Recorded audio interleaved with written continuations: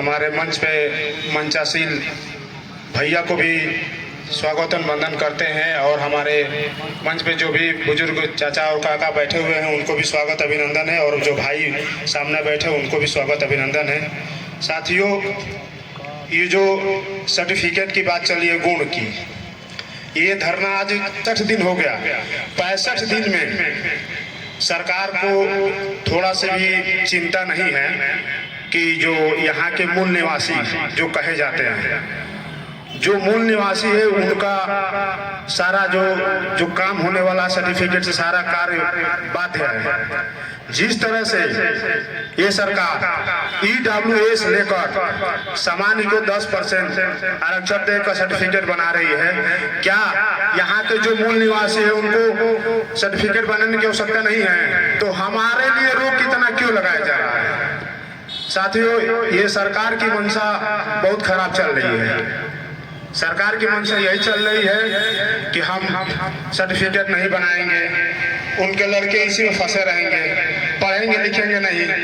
जब पढ़ेंगे लिखेंगे नहीं तो बेरोजगार होंगे, जब बेरोजगार होंगे तो ये सरकार की मंशा है कि आपको शिक्षा से दूर किया जाएगा। सर्टिफिकेट तो एक बहाना है, सर्टिफिकेट तो कभी बनता है कभी रोक दिया जाता है, बीच में कभी बनता है कभी रोक दिया जाता है। जब उनको ये लगता है कि एसटी समाज के लोग पढ़ लिख कर, आदिवासी समाज के लोग, ओबीसी के लोग, एसी के लोग जब पढ़ लिख लेंगे तो वो सवाल करेंगे हमसे।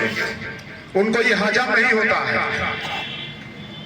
हजम इसलिए नहीं होता है कि आप उनके सामने कुर्सी पर बैठेंगे तो उनको हजम नहीं होगा, लेकिन हमको उनके सामने कुर्सी पर बैठना है।